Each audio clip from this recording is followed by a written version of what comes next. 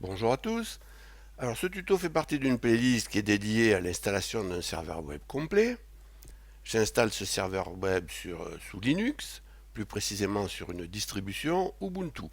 Alors dans le tuto précédent, j'ai installé PHPMyAdmin et dans ce tuto, je vais installer le serveur FTP. Alors on va commencer par analyser notre besoin. Donc en fait, où on en est là? Alors lorsque j'ai installé le serveur Apache, j'ai créé un hôte virtuel et aussi un répertoire pour accueillir les fichiers du site.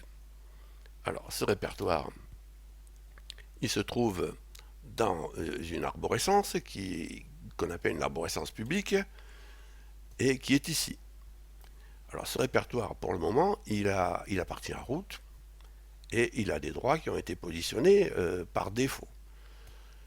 Alors, ce serveur, malgré tout, enfin, ce serveur ou d'autres, a vocation à héberger d'autres sites. Donc, ensuite, on va avoir d'autres répertoires ici qui vont être prévus pour accueillir d'autres sites. Donc tout ne va pas appartenir à root, si vous voulez. Il faudrait structurer les choses de manière à isoler les sites entre eux. Donc l'objectif, ça va être d'attribuer un propriétaire à cette arborescence, un groupe aussi, et des droits. Donc on va examiner notre besoin par rapport à cette problématique. Alors notre besoin. On commence par Apache. Apache, il doit avoir un droit de lecture sur ce répertoire et le sous-arbre qui est dessous, hein, de manière à pouvoir lire les fichiers qu'il doit servir. Il peut avoir un besoin d'écriture s'il upload des documents, hein, images, documents. Donc ça se gérera dans le répertoire où il fera les uploads. Ensuite, on passe à FTP. FTP, évidemment, il doit faire des uploads, des downloads. Donc il doit avoir un droit de lecture et d'écriture. Ensuite, on passe à SSH. Alors SSH, une fois qu'on est connecté, on se retrouve avec un shell de connexion depuis lequel on va avoir besoin de lancer des commandes du style git clone, composer install, composer update, et ainsi de suite. Donc, on va avoir besoin aussi de ce côté-là de droit de lecture et d'écriture. Alors, on a malgré tout une contrainte, ou tout au moins quelque chose qui existe déjà, à savoir que le process Apache, il appartient déjà à un utilisateur qui est www-data et à un groupe qui porte le même nom, www-data. Donc voilà le besoin qu'on a à l'heure actuelle. Alors voilà la solution que je propose. La solution, ce serait de créer un utilisateur système pour l'utiliser avec FTP et avec SSH. Alors l'utilisateur, je pourrais l'appeler www-tdwfr, tdw pour tuto dev web, ok. Et je le mettrai, là c'est particulier, je le mettrai dans www-data, c'est-à-dire le même groupe qu'Apache. Alors cet utilisateur, il serait propriétaire de l'arborescence du site tutodevweb.fr. Ce serait en quelque sorte l'utilisateur dédié au site. Si ensuite je fais un autre site, eh bien je crée un autre utilisateur. D'accord? Donc l'objectif, bien sûr, c'est de gérer les droits de manière à ce que ceci soit étanche, c'est-à-dire que si vous travaillez sur un site, vous ne puissiez pas aller foutre le bordel dans celui d'à côté. Ok? Alors maintenant, on va regarder comment je propose d'attribuer les droits. Alors auparavant, il faut attribuer un propriétaire et un groupe à l'arborescence tutodevweb.fr. Donc j'ai choisi l'utilisateur que j'ai cité tout à l'heure ici, et je l'ai mis dans le groupe que j'ai cité tout à l'heure, qui est le même que celui du serveur Apache. Alors, donc pour les propriétaires, pour le propriétaire du fichier, j'ai attribué le droit readx, donc lecture-écriture. Donc ça va marcher pour FTP, on va se connecter avec cet utilisateur, donc le process appartiendra à cet utilisateur et il aura les droits de lecture-écriture. Ça va fonctionner aussi pour SSH, puisqu'on va se connecter avec cet utilisateur et avoir un shell qui appartiendra aussi à cet utilisateur et on aura les droits de lecture-écriture. Maintenant, autour du process Apache. Alors, l'utilisateur du process, le process Apache appartiendra à cet utilisateur-là et il accédera à cette arborescence en lecture en tant que membre du groupe. OK? Ensuite, il y a les autres utilisateurs. Alors là, nada, je leur laisse aucun droit. Alors de cette manière, si je crée un autre site ici, en dessous, là, on imagine, d'accord, qui porte un autre nom, qui est dont le propriétaire est un autre utilisateur, eh bien vous ne pouvez pas, si vous travaillez sur un site, que vous êtes connecté sur le user dédié à ce site, eh bien vous ne pouvez pas aller casser le site d'à côté. Voilà, c'est mon objectif en fait. Alors il faudra penser à un truc aussi, c'est qu'il faudra qu'on gère les masques hein, de la commande du umask, si vous voulez, la valeur. Hein. Donc il faudra qu'on le gère en shell. Ça se fait dans le .bash underscore profile, pardon. Donc il faudra mettre la valeur qu'il faut. On la calculera, ça on fera après. Et il faudra le faire aussi dans le fichier de conf de FTP.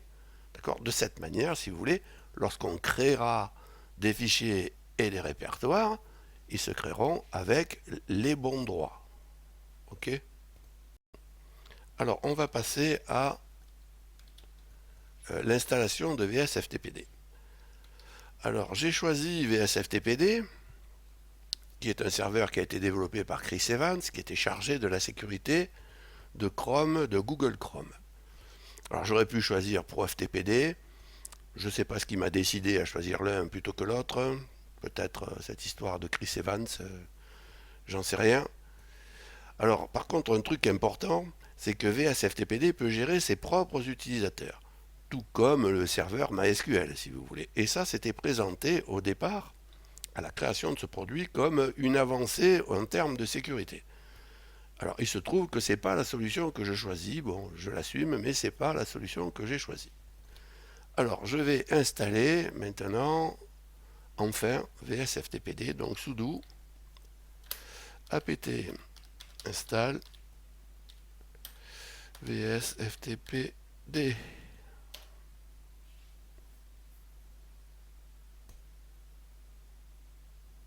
Et voilà, ça a été rapide.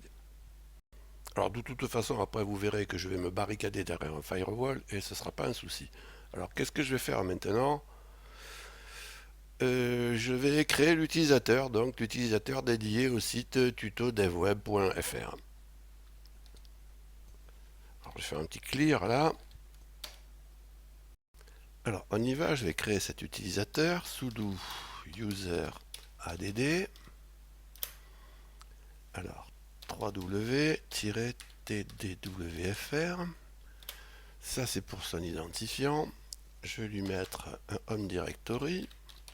Alors home /var /3w /html tuto dev-web.fr.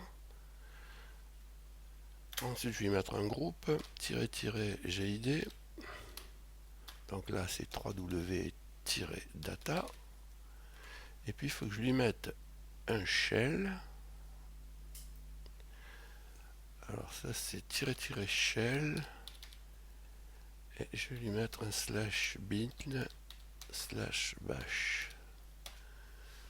Alors, je vérifie que je ne me suis pas trompé, parce que sinon, après, c'est embêtant. Alors, GID, là, tuto dev web, HTML, 3W, le home. Bon, écoutez, apparemment, ça va. Voilà. Alors, je vais attribuer un mot de passe à cet utilisateur. FR, et je vais choisir PASS underscore 3W underscore tuto dev web FR. Il faut répéter PASS underscore 3W underscore tuto dev web FR. Voilà. Alors maintenant, qu'est-ce que je vais faire maintenant? Un petit clear déjà. Et puis on va regarder. Alors, attribution d'un propriétaire et des droits à cette arborescence-là. Ok. Alors, on y va. Alors, on fait un sudo, un change owner. Alors, tirer grand R, attention, c'est récursif, hein, faut pas balancer n'importe quoi. Alors, 3w-tdwfr, 2 points, 3w-data. Ça, c'est utilisateur et groupe.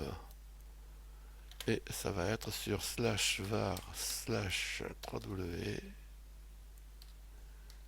hop là, 3w slash html slash tuto devweb.fr. Ok, je vérifie. Ça me paraît bon. Voilà, maintenant on va attribuer les droits. Alors sudo chmod tirer grand R encore.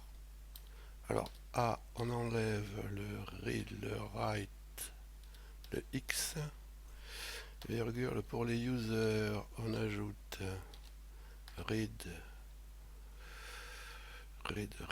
write X, je vais mettre grand X, virgule pour le groupe, on ajoute read et grand X. Et ça on le met sur slash var slash 3w slash html slash tuto devweb.fr. Alors je vérifie que je ne me suis pas gouré, c'est du chmod, tirer grand R. J'ai tout enlevé. Au user, read X, ok. Au groupe, read X, j'ai mis le plus, ok. Ça me paraît bon, en avant. Alors je vais faire une petite vérification quand même.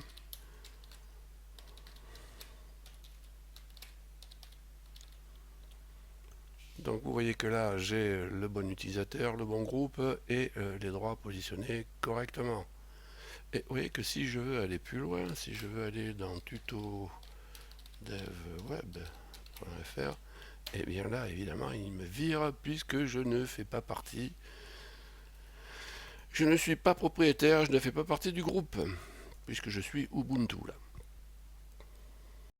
Alors qu'est-ce que je vais faire maintenant? Alors maintenant je vais faire une première connexion à VSFTPD avec FileZilla. Et j'ai pas encore touché la conf, donc je vais prendre la conf qui est la conf par défaut, hein.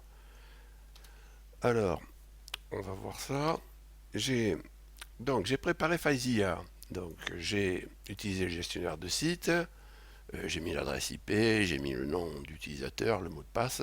Donc là maintenant il ne me reste plus qu'à me connecter directement sur le site. Donc vous voyez que là il me dit qu'il n'est pas sécurisé, c'est normal puisqu'on n'a pas encore mis de clé de cryptage. D'accord, donc là je l'accepte comme ça. Donc là je suis bien, vous voyez, sur le répertoire d'accueil. Alors il y a quand même un problème, regardez, si je double-clique ici, je remonte. Et vous voyez, je vais sur la racine, je vais sur /etc. Donc là, on ne peut pas laisser ça, parce que là ça craint, hein. Et ce qu'il va falloir qu'on fasse, c'est qu'on chroute l'utilisateur 3w-tdwfr. Alors chrouter, ça veut dire l'enfermer dans le sous-arbre qui part de son home directory. Alors ce que je vais vous montrer aussi, c'est que, je crois que je l'ai avec ça, c'est à qui appartient le process en fait. Et je vais faire ps-avx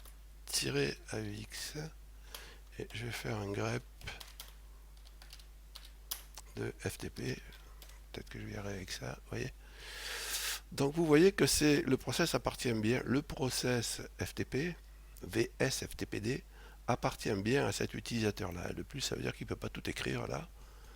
D'accord. Donc ça, j'avais déjà expliqué qu'il y avait un fork à chaque connexion. D'accord. Donc je voulais vous le montrer quand même, parce que pour la compréhension du truc, c'est quand même important. Alors, qu'est-ce qu'il y a à faire maintenant? On va chrouter les users. Alors, on y va, on va prendre la conf en édition, sudo vi /etc /vs ftpd.conf. Un petit espace là qu'il ne faut pas.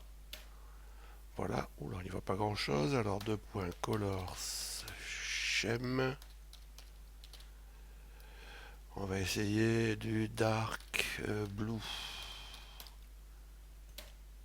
Ouais, c'est un petit peu mieux. Alors, il faut que je décommente une option qui est ici. Je suis positionné dessus. Write enable yes. Donc là, je la décommente. Ça n'a rien à voir avec le chroutage. Et ensuite, je vais chercher /chroot underscore. Ok, donc là, on le voit ici, il est là-dessous. Il faut le décommenter aussi, donc pour chrouter, et il faut ajouter quelque chose qui est cette chose-là, hello. Alors, hello, writable,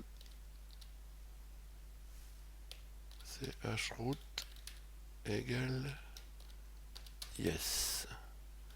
Alors là, ça ne va pas. Alors, hello, writable, chroot yes. Bon, là, a priori, ça va. Donc là, on va refaire un essai. On va refaire un essai avec Fazia. Donc là, je vais me déconnecter. Tac. Je vais même effacer ça. Et je vais refaire une connexion. Ok. Et là, je vais essayer de remonter. Et ça remonte toujours. C'est normal, c'est normal, c'est normal. J'ai oublié de faire un sudo system ctl reload de vsftpd. Voilà. Et là, ça devrait aller mieux. Alors, je me déconnecte. J'efface, c'est pour la forme, ça, hein, c'est pour pas que les traces se superposent. Voilà, clac, j'y retourne. Et là, vous voyez que je ne peux plus remonter et je ne peux plus me balader à travers l'arborescence. Donc, c'était l'objectif, si vous voulez. Alors maintenant, on va avoir besoin de gérer les masques. Gérer les masques pour le shell et pour le VSFTPD. C'est-à-dire les masques pour le compte dédié au site. Et le masque, qu'est-ce que c'est? C'est que lorsque vous créez un fichier, vous les créez avec des droits par défaut. Donc on va regarder, le mieux c'est de le faire. Alors je vais me déconnecter là, exit, et je vais refaire une connexion. Ubuntu, load, open. Et là je vais me connecter avec l'utilisateur dédié au site. Alors www-ft alors c'est tuto dev web fr. Voilà, et le pass underscore www underscore tuto dev web fr. Bien. Donc là, si je regarde pwd, je suis sur mon home directory, ce qui est logique. Donc je vais faire un petit clear. Alors si je regarde, si je veux voir une valeur de masque, eh bien je tape umasque. Et il me répond 0022. Alors c'est les trois derniers chiffres qui comptent. Alors ce qui donne, si vous faites un touch de FIC, ici, ls-l, vous voyez que le fichier se crée avec ses droits. Ce ne sont pas les droits que je veux. Moi, je ne veux pas ce read ici. Si je fais un mkdir de test, ls-l, eh bien c'est la même chose pour le test. Vous voyez qu'il y a des droits là que je ne veux pas. Donc rmdir test et puis rm de fic. Ok, donc là j'ai nettoyé. Alors ce que j'ai besoin de faire là, c'est d'éditer le point bash underscore profile pour positionner la valeur du masque à la bonne valeur. Alors la bonne valeur, quelle est-elle? Alors on va regarder ça. Alors voilà comment ça se passe. Si vous voulez masquer le read, vous mettez le 1. Si vous voulez masquer le write, vous mettez un 2. Si vous voulez masquer le droit de passage, le X, vous mettez un 4. Si vous voulez masquer plusieurs droits, eh bien vous faites la somme. Alors qu'est-ce qui va se passer dans notre cas? Pour le propriétaire, moi je ne veux rien masquer, donc je vais mettre 0. Pour le groupe, je veux le masquer le droit en écriture, donc je vais mettre un 2. Et pour les autres, je veux tout masquer, donc je vais ajouter un 2, 4 et je vais mettre un 7. Ça me donnait une valeur de masque de 0,27.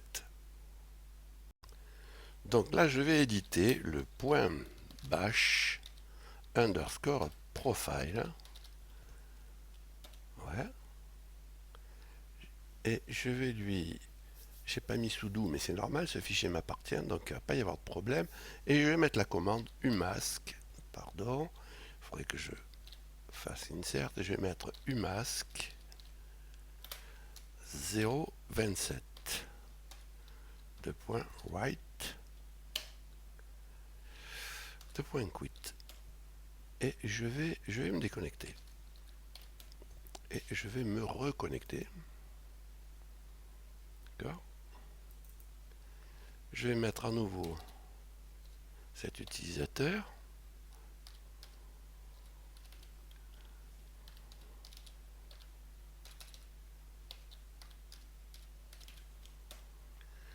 Et là, je devrais avoir une valeur de masque de 0,27. Bon, ce qui fait que si je fais un touch maintenant de FIC, eh bien,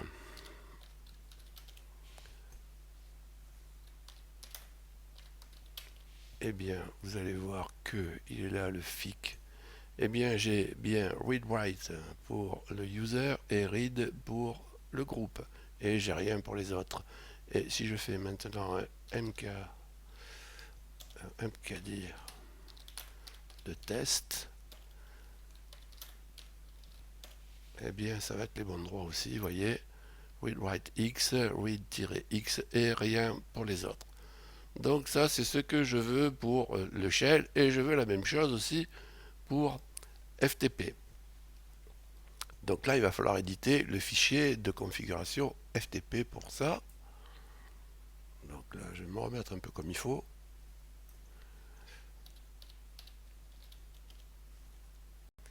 Alors sudo, mais alors c'est bien gentil tout ça, mais ça va pas marcher parce que le sudo, je l'ai pas là-dessus. Sur ce compte-là, je l'ai pas. Quit, mais c'est pas quit, c'est exit. Voilà, donc là, il faut que je me reconnecte, mais Ubuntu. Alors, on y va. Ubuntu.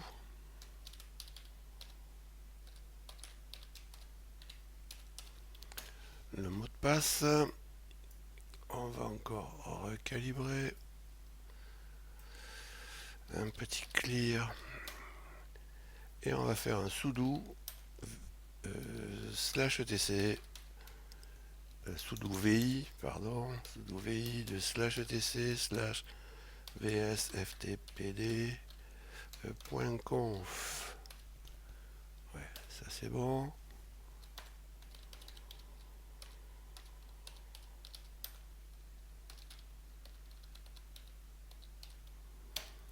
Pour y voir quelque chose. Alors on va chercher le masque. Ben, je le vois d'ici, il est ici, vous voyez. Local umask, donc on va déjà le décommenter et on va mettre ici replace un 7. On va mettre 0,27.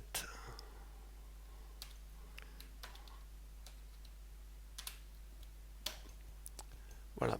Il va pas falloir oublier de recharger la conf, c'est-à-dire de faire un sudo systemctl de reload load de VS TPD. Voilà. Et maintenant, qu'est-ce qu'il reste à faire? Eh bien, il reste à se reconnecter avec ici, tout supprimer. Je me reconnecte. Clac. Et si ici je crée un fichier, crée un dossier ou un fichier que j'appelle fic. Ok. Mais pas les droits, alors si je double-clique, voilà, hop, fic. Vous voyez qu'il a bien read, write et rien pour les autres. Et je vais créer un dossier test.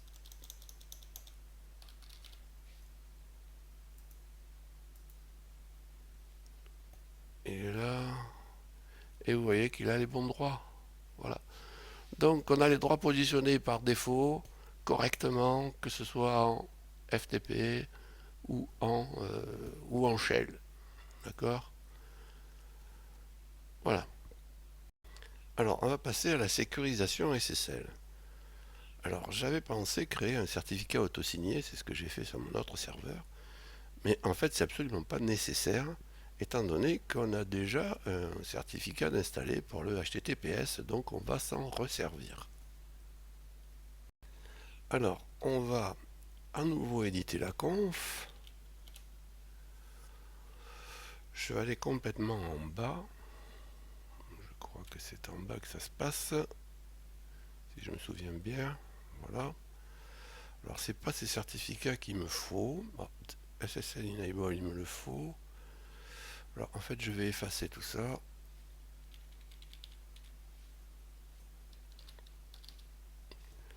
Et je vais passer à l'insert et je me suis préparé le truc là pour me simplifier un peu la vie. Donc je vais copier ça. Donc ça c'est les clés. Copier du certificat SSL qu'on a utilisé pour HTTPS. Voilà. Donc le point write-kit et on va faire un reload. Je vais vous expliquer après où on peut les trouver, ces clés. Alors on va prendre FileZilla. Je vais me déconnecter, tout supprimer, me déconnecter, clac. Et puis je vais me reconnecter. Et là vous voyez que, bon, il me dit certificat inconnu parce qu'il ne l'a jamais vu, mais bon, c'est bien le certificat qu'on a fait pour le HTTPS. Donc on se connecte comme ça là. Et là, cette fois, on est connecté en SSH. Voilà.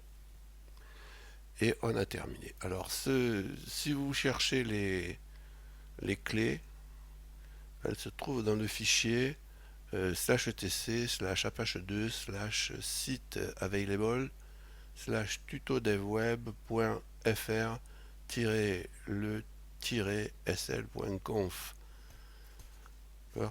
Vous avez toutes ces informations sur le site associé à cette chaîne et sur la page associée à ce tuto. Il y a un lien dans la description et il y a aussi un fichier de configuration complet de VS FTPD. Alors ce tutoriel est terminé, je vous remercie de m'avoir écouté. Alors prochain tuto, je vais installer un scanner de port qui s'appelle Nmap et on analysera un petit peu les faiblesses de cette conf dans l'état qu'elle est. Alors si vous avez appris quelque chose, un pouce est toujours le bienvenu. Enfin, je vous rappelle que vous avez la possibilité de vous abonner à cette chaîne. Salut et à bientôt.